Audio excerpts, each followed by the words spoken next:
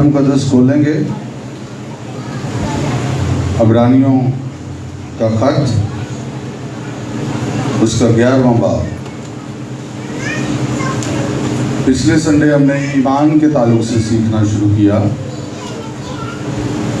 ईमान क्या है, ईमान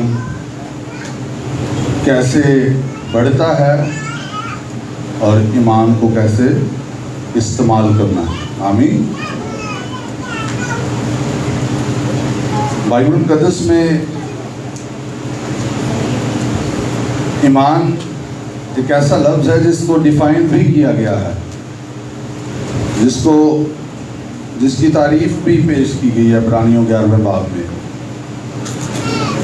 और ईमान इतना इम्पोर्टेंट है कि लिखा है कि बगैर ईमान के उसको पसंद आना नामुमकिन है।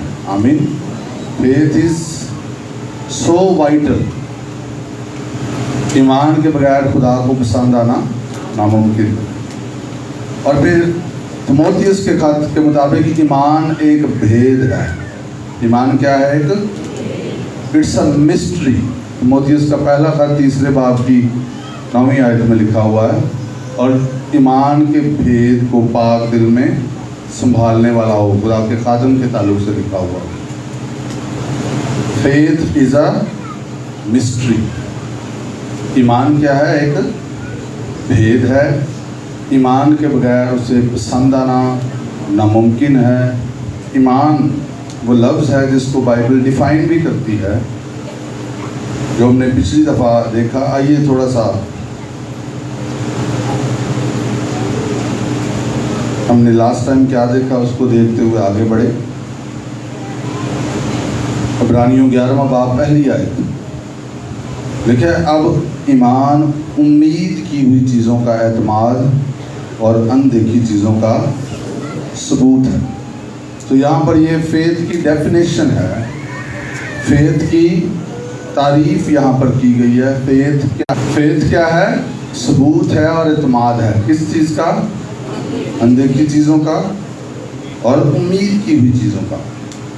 तो यहाँ पर हमने जो फेथ को देखा, आज हम इसमें आगे बढ़ेंगे। फेथ क्या है, फिर हमने ये देखा फेथ कैसे आता है, कैसे बढ़ता है। ईमान सुनने से पैदा होता है और सुनना मसीह के कलाम से। फेथ में बढ़ने का जो तरीकाकार है वो एक ही है। वो क्या है? कलाम। आमीन। वो क्या है? कलाम। किस किस को पता है ईमान को कैसे इस्तेमाल करना? हाथ ऊपर करें। सबको पता है कैसे करना है।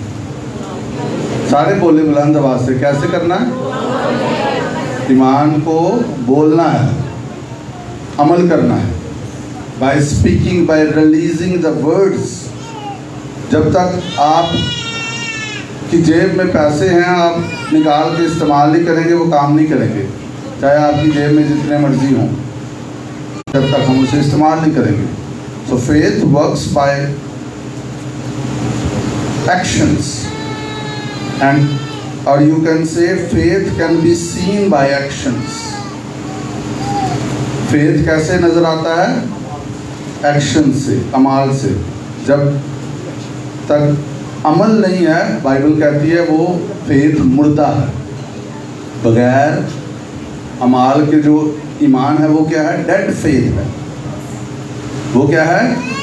बहुत सारे लोग से लाया जाता है, दिल से लाया जाता है। आप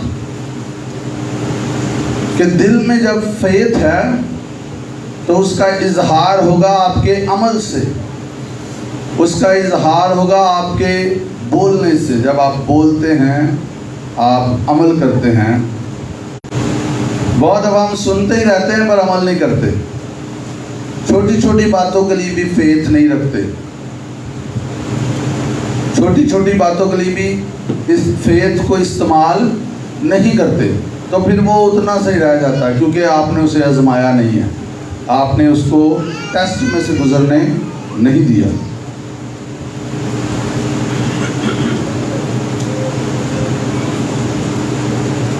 पतरस का पहला खत उसका पहला बाब और उसकी 7वीं आयत में लिखा है,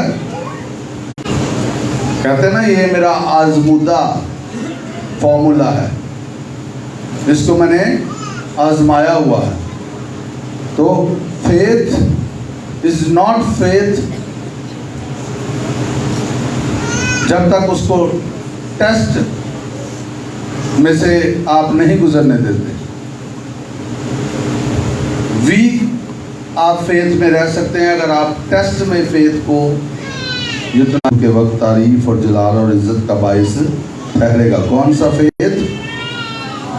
टेस्टेड फेथ। कौन सा फेथ? टेस्टेड फेथ, आजमाया हुआ ईमान। आमीन। आपका फेथ टेस्ट होता है और आपने इसको टेस्ट में से गुजरने देना खुदा के कादम देना। आमीन। मेरा रास्तबाज बंदा कैसे जिएगा? Just shall live by faith. Hallelujah. तो टेस्ट जब आते हैं तो जो आपने सुना है, जो आपने पढ़ा है, आपने उसके मुताबिक फेथ को क्या करना है? इस्तेमाल करना। हालेलुया। आइए अब हम और इसकी डेप्थ में जाते हैं। उम्मीद को फेथ समझते हैं, फेथ को उम्मीद समझते हैं। यहां पर क्या लिखा है? अब ईमान उम्मीद की हुई चीजों का एतमाद। ईमान और उम्मीद ये दोनों बहुत करीब तो हैं लेकिन दोनों फर्क हैं। ईमान, उम्मीद और मोहब्बत ये तीनों दायमी हैं, लेकिन अफजल इनमें मोहब्बत है। फेथ भी दायमी है, उम्मीद भी दायमी है और मोहब्बत भी दायमी है। तीनों इटर्नल हैं लेकिन तीनों इंटरचेंजेबल नहीं हैं। आप उम्मीद की जगह ईमान को इस्तेमाल नहीं कर सकते। ईमान की को अगर हम सादगी से देखें तो उम्मीद जो है वो आपके सामने एक खाका है, आपके सामने एक पिक्चर है जिसकी बुनियाद खुदा का कलाम है। उम्मीद की बुनियाद क्या है? उम्मीद खाली ख्वाहिश नहीं है कि मैं उम्मीद करता हूँ कि मैं एक दिन अमीर हो जाऊँगा, मैं उम्मीद करता हूँ मैं एक दिन कामयाब हो जाऊँगा, मैं उम्मीद करता हूँ कि no, there is a foundation in the word. खुदा के कलाम के वादों पर ही आप उम्मीद, आपकी अर्नेस्ट एक्सपेक्टेशन है, आपकी तो जिसको आपने खाका बनाया हुआ वो आपकी उम्मीद है और उसका कॉन्फिडेंस, उसका एतमाद जो है वो आपका ईमान है। समझ आइए आपको इस बात की। इसका मतलब उम्मीद के बगैर ईमान नहीं रख सकते आप अभी आपको समझ आ जाएगी अगर नहीं है। ये एक डिफिकल्ट और सेंसिटिव और बड़ा बारीक सा टॉपिक है इसको, और भैया आपको नहीं समझ आ रही है और वो खुदा है। आमीन। आपको नहीं समझ आ रही तो इसका मतलब वो हकीकत ही नहीं है। बहुत सारी रियलिटीज है। मैथ के सवालों की आपको समझ नहीं आती, पर हैं जिन्होंने आंधी हो सवाल का जवाब काट लेंगे। ऐसे ही है ना। अगर उम्मीद नहीं है किसी चीज़ की तो फिर आप उस उम्मीद की हुई चीज़ का यकीन कैसे करेंगे? तो मैंने इसको सिंपल, जो मैं जितना कर सकता हूँ समझाने के लिए, वो ये है कि आप जो देख रहे हैं, जो आपके सामने है, और उसकी बुनियाद खुदा का कलाम है। याद रखें, आपको फजल नहीं दिया गया, वो आपके लिए मुहैया नहीं की गई, और जो चीज़ आपके लिए मुहैया नहीं की गई उसको आप बाय फेथ भी नहीं ले सकते। कई लोग इस बात पे कंफ्यूज भी हो सकते हैं, इसलिए मैं थोड़ा और डिफाइन कर दूँ। कई लोगों को ये नहीं समझ आती खुदा की मर्जी क्या है। खुदा की मर्जी खुदा का कलाम है। खुदा की मर्जी खुदा का कलाम है, और खुदा आपकी मर्जी को कंट्रोल नहीं करता। ये भी याद रखना है कि कई दफ़ा जब हम कहते हैं कि होना तो वही है जो खुदा की मर्जी है, ऐसे नहीं होता। खुदा की मर्जी, एक आदिल खुदा है, वो हमारी मर्जी को कंट्रोल नहीं करता। उसने हमें आज़ाद मर्जी दी है। आमीन, समझ आ रही है आपको इस बात की? उसकी मर्जी, उसका कलाम है। आपको किसी चीज़ में विजडम की ज़रूरत है, आपको समझ नहीं आ रही खुदा क्या इसमें चाहता है, आप उसके लिए दुआ में ठहरते हैं और वो अपने कलाम से आपकी रहनुमाई करेगा। वो अपने कलाम से, अपने खातमों के वसीला से आपकी रहनुमाई कर सकता है। और मैंने देखा, बहुत दफ़ा मैंने देखा है, people want to listen what they want to listen. वो सुनना चाहते हैं जो वो सुनना चाहते हैं। वो चाहते हैं कि बाइबल में से भी उनको कोई ऐसी आयत मिल जाए कि खुदा का खादम ही क्या दे, नहीं है। Where the will of God is known, जहाँ पर आपको खुदा की मर्जी का पता चल जाए, ध्यान से सुने, वहाँ पर आपके फेथ का आगाज हो जाता है। यू आर कॉन्फिडेंट, आप फिर उस बात के लिए ईमान रख सकते हैं। When you know the will of God, जब आप कॉन्फिडेंट है ये खुदा की मर्जी, आपको कलाम से समझ आ गई है। फॉर एग्जाम्पल, आपके खिलाफ किसी ने गुनाह किया है और बड़ा घिनौना गुनाह किया है, और अब आपको समझ नहीं आ रही कि मैं क्या करूं। वो आपसे माफ़ी मांगता है, आप कहते हैं मुझे खुदा की मर्जी जानने दो। तो आपके लिए खुदा की मर्जी क्या है? आम सा गुनाह नहीं किया, बड़ा घिनौना गुनाह किया आपके खिलाफ, तो खुदा की मर्जी क्या है? हम कंफ्यूज हो जाते हैं। क्यों? समहाउ हम कहीं ना कहीं चाह रहे होते कि कोई ना कोई आयत लग जाए, और कई लोग ढूंढ लेते हैं, पता उनको होता है लेकिन आयत की समझ के बगैर बोल रहे होते। मुझे एक भाई, अक्सर वो बड़ी गालियां देते हैं, तो मैं माजरत मुझसे पहले कर लेते हैं।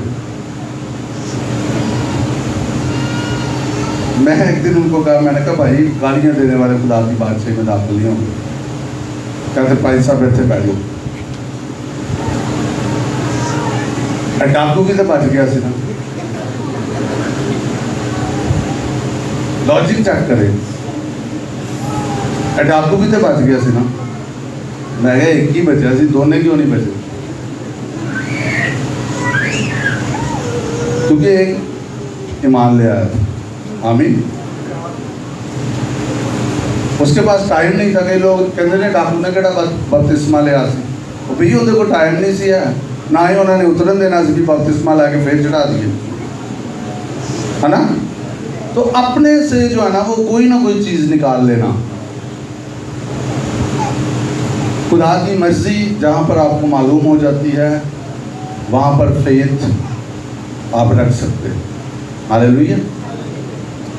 जहाँ पर खुदा की मर्जी आपके सामने क्लियर नहीं है, आपका फेथ भी डामाडोल होगा।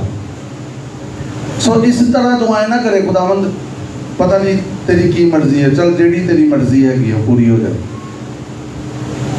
उसने अपनी मर्जी हम पर जाहिर की है। आमीन। यीशु मसीह ने कहा मेरी नहीं बल्कि, तो यीशु को पता था खुदा की मर्जी क्या है। ये नहीं कि यीशु को पता ही नहीं था कि खुदा की मर्जी क्या है। कई जब हम ये आयत यूज करते हैं ना, मेरी नहीं बल्कि, यस आपको समझ नहीं आ रही, आप इस तरह कह भी सकते हैं, लेकिन डीप डाउन खुदा आप पे रिवील भी कर देगा। आपका ये हार्ट है, ये आपका दिल है। लेकिन अगर आप यीशु की बात करें तो उसको पता था खुदा की मर्जी है कि मैं सलीब पर जाऊं। उसके सामने वाज़ेह था, वो इसीलिए आया था। हालेलुया। तो खुदा की मर्जी जहाँ पर आपको मालूम हो जाती है, आपका वहाँ पर ईमान रखना आसान हो जाता है। आपके पास कॉन्फिडेंस होता है। और इसकी बड़ी सिंपल जो एग्जाम्पल है वो है हीलिंग, शिफा। वो क्या है? शिफा। कई दफ़ा इस एरिया में लोग बहुत स्ट्रगल करते हैं कि पता नहीं खुदा की मर्जी शिफा है कि जब लंबी हो जाए, जब बीमारी लंबी हो जाए, डॉक्टर्स के पास भी चले गए हैं, पता नहीं क्या कुछ कर लिया है। कुछ इसमें एक्सेप्शनल केसेस होते हैं जिसमें खुदा अपनी मर्जी तो नहीं, लेकिन खुदा हकीकत को या रियलिटी को या रीजंस को रिवील कर देता है। लेकिन अगर जनरली हम देखें या कुली तौर पर भी हम देखें तो खुदा की मर्जी शिफा है। बोलिए, खुदा की मर्जी क्या है? क्या है? शिफा है। अब एक बहुत बड़ी बीमारी है तो फिर हमारे सामने कंफ्यूजन आ जाएगी, पता नहीं खुदा की मर्जी है कि नहीं। अगर तो छोटी मोटी बीमारी है तो फिर हम उसके लिए शायद ईमान भी रख लेते हैं और फिर मायते भी यूज़ कर लेते हैं। लेकिन द मोमेंट बड़ी आ गई है, इनक्योरेबल आ गई है, डॉक्टर ने भी जवाब दे दिया है, तो फिर हम कई दफ़ा सोचते हैं पता नहीं खुदा की मर्जी है कि नहीं। समझ आ रही है आपको? ऐसे होता है कि नहीं होता? खुदा की मर्जी तब्दील नहीं होती, खुदा की मर्जी शिफा है। हालेलुया। तो जब हमें पता है कि ये खुदा की मर्जी है तो फिर उस पर हम अपने फेथ को बिल्ड कर सकते हैं और उसके लिए हम अपने फेथ को इस्तेमाल कर सकते हैं। सो अभी हम बात करें जो होप है, जो उम्मीद है, वो एक ब्लूप्रिंट है आपके सामने, एक खाका है, एक तस्वीर है, एक एक्सपेक्टेशन है, एक तवक्को है और उसका एतमाद आपका ईमान है। हालेलुया। उम्मीद क्यों ज़रूरी है? इससे पहले कि हम फेथ को देख रहे हैं कि फेथ क्या है, थोड़ा सा हमने देखा भी है। यहाँ पर चूँकि उम्मीद का डेफिनेशन में जिक्र है इसलिए इसको देखना ज़रूरी है। उम्मीद क्यों ज़रूरी है? क्योंकि बहुत सारे लोग नाउम्मीद हो जाते हैं, वो अपने हालात से नाउम्मीद हो जाते हैं, वो होप को छोड़ देते हैं, वो उम्मीद को तरक कर देते हैं। तो जब उम्मीद ही तरक कर दी है तो फिर फेथ तो कहीं पे भी नहीं होगा, क्योंकि आप कुछ भी उम्मीद नहीं। हालात बिगड़ गए हैं, हालात इतने तंग हो गए हैं, तो फिर क्या गुफ्तगू शुरू हो जाती, मैंने कोई उम्मीद नहीं है, या कहते ये हो नहीं सकता, ये पॉसिबल नहीं है, ये मुमकिन नहीं है। इस तरह की गुफ्तगू जो है कौन करता है? जब आप नाउम्मीद हो जाते हैं, आपके हालात इस कदर टफ हो गए हैं, इस कदर मुश्किल हो गए हैं कि आपके अंदर क्यों लोग खुदकुशी कर लेते हैं? नाउम्मीदी, उनको कुछ भी नजर नहीं आता और वो अपनी जिंदगी को खत्म कर देते हैं। ऑल्दो इसके पीछे डिमोनिक स्पिरिट्स होती हैं। इब्लीस का काम ही है मारना, चुराना, हलाक करना। सो इसलिए उम्मीद ज़रूरी है। और उसकी बुनियाद क्या है? बोलिए, खुदा का कलाम। उसकी बुनियाद क्या है? खुदा का कलाम। यिर्मयाह 29वां बाब 11वीं आयत में लिखा है, क्योंकि मैं तुम्हारे हक में अपने ख्यालात को जानता हूँ, खुदावंद फरमाता है, यानी सलामती के ख्यालात, बुराई के नहीं, ताकि मैं तुमको नेक अंजाम की उम्मीद बख्शूं, ताकि मैं तुमको नेक अंजाम की उम्मीद बख्शूं। ये बड़ा ज़रूरी है। हमारी होप यीशु मसीह है, हमारी उम्मीद हमारा खुदाबंद है। सो कुछ उम्मीद तो कर रहे हो हम जिस पर हमने फेथ रखना है। अब जिस बात की तरफ हम बढ़ना चाहेंगे वो ये है, ईमान, उम्मीद की हुई चीज़ों का एतमाद। आगे क्या लिखा है? अनदेखी चीज़ों का सबूत। फेथ का ताल्लुक नजर आने के साथ नहीं है। तूमा ने क्या कहा? जब तक मैं उसके हाथों में उन कीलों के निशान को ना देख लूं मैं ईमान नहीं लाऊं। जो आपको नजर नहीं आ रहा वही फेथ है, उसी का यकीन करना। यीशु मसीह ने उसको दिखाया और यीशु ने क्या कहा? तू देख के ईमान लाया। मुबारक है वो जो बगैर देखे ईमान। और यहाँ पर क्या लिखा है? अनदेखी चीज़ों का। आपको शिफा नजर नहीं आ रही, आपके पास सबूत क्या है? आपका ईमान। फाउंडेशन क्या है? खुदा का कलाम। आपको खुशहाली नजर नहीं आ रही, आपके पास सबूत क्या है? ईमान। बुनियाद क्या है? कलाम, खुदा का वादा। उसके वादे, वो है हमारी बुनियाद। सो इस बात को आज हमने सेट करना है। पहली बात, हमने उम्मीद को देखा कि कुछ ना कुछ हम एक्सपेक्ट कर रहे हों, जिसकी बुनियाद क्या है? खुदा का कलाम। उम्मीद की भी बुनियाद खुदा का कलाम है, ईमान की बुनियाद भी खुदा का कलाम है। उम्मीद फ्यूचर में रखती है आपको, ईमान आपको प्रेजेंट में रखता है। अब ईमान, नाउ फेथ, आमीन। ईमान का ताल्लुक आपके दिल के साथ होता है। हालेलुया। सो फेथ, जो कुछ मैंने लास्ट टाइम भी इस पे थोड़ी सी बात की, अगर आपको कुछ नजर आ रहा है तो ये ईमान का उल्ट है। आपको अगर कुछ नजर आ रहा है तो ये ईमान का उल्ट है। बीमारी आपको नजर आ रही है, शिफा आपको नजर नहीं आ रही, तो ये जो आपको नजर आ रहा है, आपको पता होना चाहिए अगर वो खुदा के कलाम के मुताबिक नहीं है तो वो फेथ नहीं है। और अगर वो खुदा के कलाम के मुताबिक है तो वो फेथ पूरा हो चुका है, उस चीज़ की मैनिफेस्टेशन हो चुकी है। अब अगर किसी को नजर आ गया तो वो ईमान ना भी रखे। कुछ नजर नहीं आ रहा, उसका यकीन करना फेथ है ना। अगर नजर आ गया तो फेथ की तो जरूरत नहीं है, क्योंकि फेथ अनदेखी चीजों का सबूत है। मरकस 11:24 में क्या लिखा है? जो कुछ तुम दुआ में मांगते हो, यकीन करो कि तुम्हें मिल गया। और फिर आगे क्या लिखा है? वो मिल जाएगा। जो मांगते हो क्या करो? यकीन करो। इससे पहले कि वो मिले उसका क्या करो? यकीन करो। ये प्रिंसिपल है। मांगो और फिर क्या करो? क्या यकीन करो? जो मांगा है वो अगर हम कहते हैं कि जो मांगा है वो मिल जाएगा तो ये उम्मीद है। लेकिन अगर हम ये कहते हैं कि जो मांगा वो मिल गया है तो ये फेथ है। आमीन। फेथ आपको फ्यूचर में नहीं रखता। Faith is now. आप उन चीज़ों का यकीन कर रहे हैं और सब्र से उसके मैनिफेस्टेशन का इंतज़ार कर रहे हैं, उसके जाहिर होने का इंतज़ार कर रहे हैं। यू आर कॉन्फिडेंट, जो खुदा ने कहा है वो सच है और आप उसके मुताबिक एक्ट भी कर रहे होते हैं। हालेलुया। सो जो नज़र आ रहा है, आपने दुआएं की हैं और आप फिर आंखें खोल खोल के देखते हैं कि होया कि नहीं, तो you are not in faith. जैसे एक बड़ी मशहूर एग्जाम्पल जो है ना, वो एक औरत की है कि उसने बाइबल में पढ़ा कि अगर तू इस पहाड़ से कहे कि उखड़ जा और अपने समुद्र में जा पड़ और अपने दिल में शक ना करे, बल्कि यकीन करे कि जो कहता है तेरे लिए हो जाएगा तो तुम्हारे लिए हो जाएगा।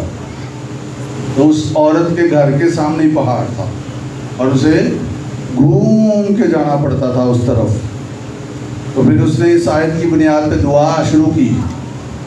तो जब उसने दुआ की, तो जब उसने आंखें खोली तो पहाड़ ओथे ही सी। उन्होंने कहा मैंने पहले ही पता था। तो ये जो हमें पहले ही पता होता है, ये असल में आपका ये वाला है ईमान। आपका ईमान क्या है? जो आपको अभी वो हुआ नहीं है लेकिन आपको पहले ही पता है, चाहे वो मुस्बत है चाहे वो मनफी है, वो आपको पहले ही पता है। असल में वो है क्या? वो आपका फेथ है। तो जब आपको लग रहा है पहले कि गलत होना तो उसको चेंज करें, बजाय के बाद में शेखी मारे। मैंने तो पहले ही पता सी, मैंने तो पहले ही पता सी भी, तेन पहले पता सी कि गलत होना तो तू कुछ भी नहीं किया उनके लिए। ये कुछ जिम्मेदार, अगर फॉर एग्जाम्पल आपको इस तरह समझ आएगी, खुदा ना खास्ता एक आप बस में बैठे हैं और आपको पहले ही पता चल गया कि आगे जाके इसने उल्ट जाना है, और जब उल्ट जाती है तो तुम बाहर निकल के कहते मैंने तो पहले ही पता था। तो ਜਿਹੜੇ ਦਰਦਾਂ ਦੇ ਨਾਲ ਉੱਥੇ ਹੋਣਗੇ ਉਹਨਾਂ 'ਚ ਵੀ ਜਾਨ ਆ ਜਾਏਗੀ। हो सकता है आपकी पिटाई हो जाएगी, तेनों पहले पता चलते दसिया क्यों नहीं। मेरी बात की समझ आई आपको? फॉर एग्जाम्पल मैंने मिसाल दी, हमें खुदा को सब कुछ पहले ही पता है और वो चाहता है हम भी यकीन करें और जो नेगेटिव है उसको इस कलाम से तब्दील करें। हालेलुया। सो एक चीज़ सेट कर ले अपने अंदर कि जो कुछ नज़र आ रहा है वो फेथ नहीं है।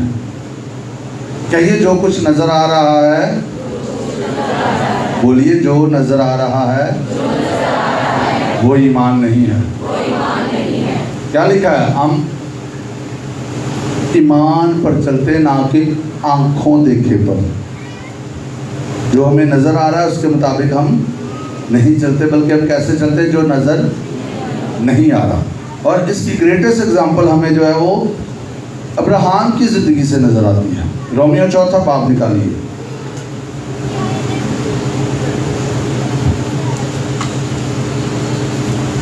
अनदेखे का यकीन करना ईमान है।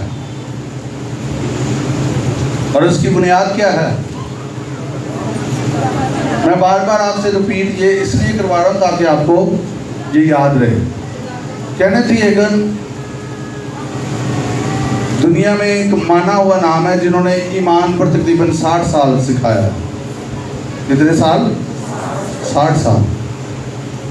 और आज भी उनकी टीचिंग्स को, लेकिन एक नॉन पर्सन जो डॉक्टर्स की तरफ से लाइलाज कर दिए गए थे कि ये बच नहीं सकता, लाइलाज है, लेकिन और उस वक्त ना हीलिंग का किसी को प्रीच किया जाता था ना ईमान का, और उस बंदे को खुदा ने, और ये अगर आप, मैं यहाँ पे आपको दोबारा ईमान के ताल्लुक से सिखा रहा हूँ तो मेरे दिल में आई स्ट्रांगली बिलीव ये खुदा ने डाला कि फिर से चर्च को फेथ के बारे में सिखाया जाए। हमने बहुत सीखा इस पे, लेकिन बार बार हमें बुढ़ा था बाब और उसकी 17वीं आयत।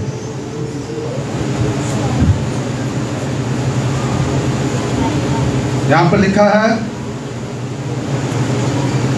रोमियो 4 बाब और उसकी 17वीं आयत। ऐसी कौमों का बाप हो, कुछ नजर नहीं आ रहा, उसकी फिजिकल कंडीशन उसे बता रही है नहीं हो सकता, उसकी एज, उसकी बीवी की एज उसे ये बता रही है बुलंद आवाज से, ऊंची ऊंची, नहीं हो सकता। लेकिन वो खुदा के वादे की बुनियाद पर नाउम्मीदी की हालत में उम्मीद के साथ ईमान लाया। क्यों? क्योंकि उसके पास वादा था। उसके पास क्या था? वादा था, कलाम था। खुदा ने कहा था कि मैं सारा से तुझे बेटा दूंगा, वो वादा का फर्जंद होगा। और खुदा ने उसके फेथ को कैसे लाइव रखा? खुदा उसे बाहर लेके जाता और कहता है इन जर्रों को देख। वो ना, फिर उसका ध्यान जो है वो अपने मुर्दा से बदन पर, अपनी बीवी के मुर्दा से बदन पर नहीं था, उसका ईमान खुदा पर था। हालेलुया। वो नाउम्मीदी की मुर्दगी पर लिहाज करने के ईमान में ज़ईफ ना हुआ और ना बेईमान होकर खुदा के वादा में शक किया, बल्कि ईमान में मजबूत होकर खुदा की तमजीद की और उसको कामिल इत्काद हुआ। उसका फेथ इस कदर मजबूत हो गया कि जब खुदा ने उसे कहा कि अपने बेटे को कुर्बान होने के लिए ले जा,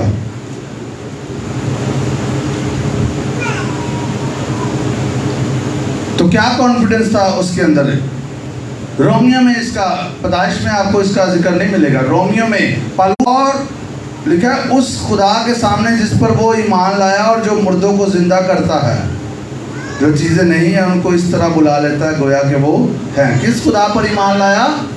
जो मुर्दों को जिंदा करता। कोई जिक्र नहीं मिलता आपको इब्राहिम या इब्राहिम से पहले कि कोई मुर्दा जिंदा हुआ भी हो।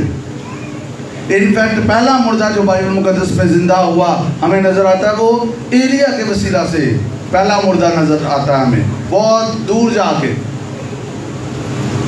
यहाँ पर आपको कोई नजर नहीं आता, लेकिन उसका खुदा के साथ रिलेशनशिप खुदा पर ट्रस्ट इस कदर बढ़ गया कि वो सच्चा है, जिसने वादा किया है वो अपने बेटे को भी कुर्बान करने से बाज ना आए। इस कॉन्फिडेंस के साथ वो छुरी को अपने बेटे पर चलाने लगा था कि इसको मैं कुर्बान करूंगा, खुदा इसे जिंदा कर देगा। क्योंकि उसे ये पता था कि वादा इसी के जरिए है। उसे ये नहीं था ये कुर्बान हो जाएगा खुदा मुझे और देगा, नो।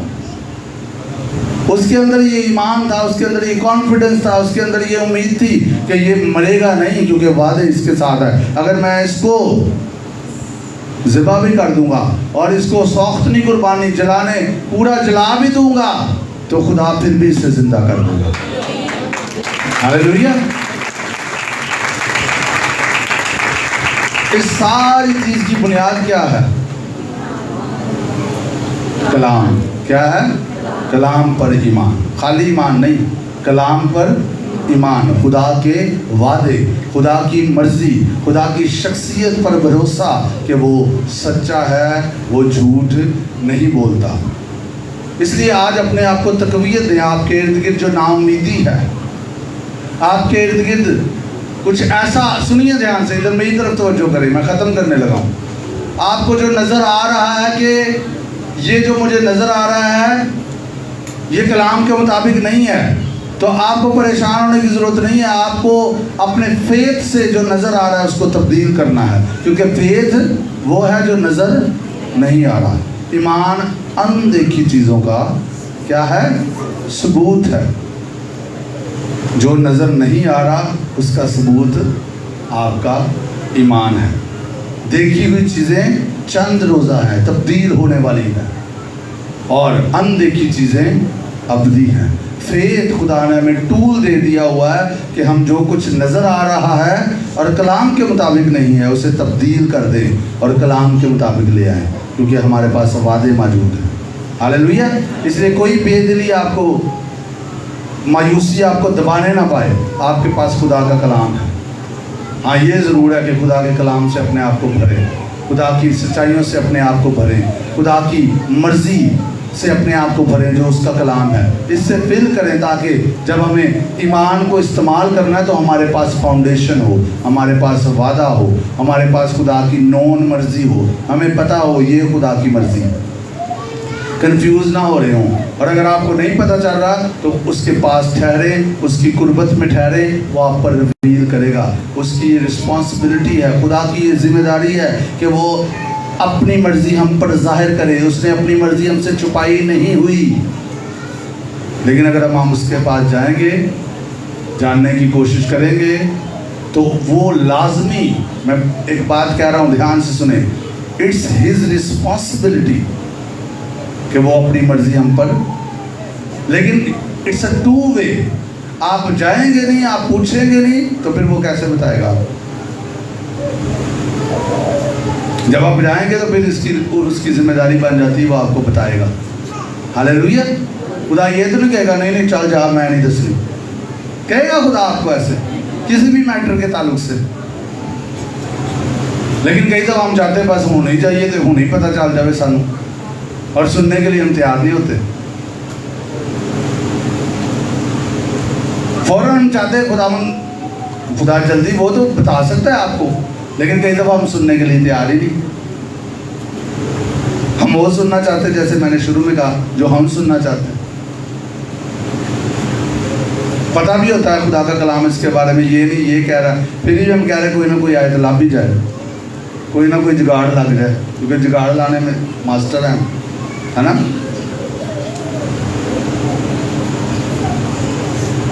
हमने नाउम्मीद नहीं होना और अपने हालात को खुदा के कलाम पर भरोसा रखते हुए तब्दील करना, ये मुमकिन है। लिखा है खुदा से सब कुछ मुमकिन है, और फिर लिखा है जो एतकाद रखता है उसके लिए सब कुछ मुमकिन है। और सब कुछ से मुराद बाइबल की हदूद में है। ये नहीं कि वो गलत इत्काद रखी जाए तो खुदा को मिल लिखा, नो, बाइबल को समझना है। आमीन। कहीं कह सकते खुदा ने तो क्या सब कुछ मुमकिन है, तो मैं दूजी तीजी चौथी पंजवीं छवीं शादी भी कर लूँगा, सब कुछ मुमकिन है जो इत्काद रखता है। गुनाह मुमकिन नहीं है। आमीन। खुदा के कलाम की हदूद में। हालेलुया। सो मेरी ये दुआ है, हर तरह की नाउम्मीदी, बेदिली आपकी ज़िंदगी से ख़त्म हो। आपकी दिलों में खुदा का कलाम जड़ पकड़े और आप उसे इस्तेमाल करें, अपने फेथ को यूज़ करें और खुदा की मर्ज़ी को पूरा करें। खुदा इस कलाम के वसीला से आपको बरकत दे। आइए अपनी आंखों को बंद करें। मेरी दुआ से सब अपने अपने लिए दुआ करें। Thank you Lord Jesus.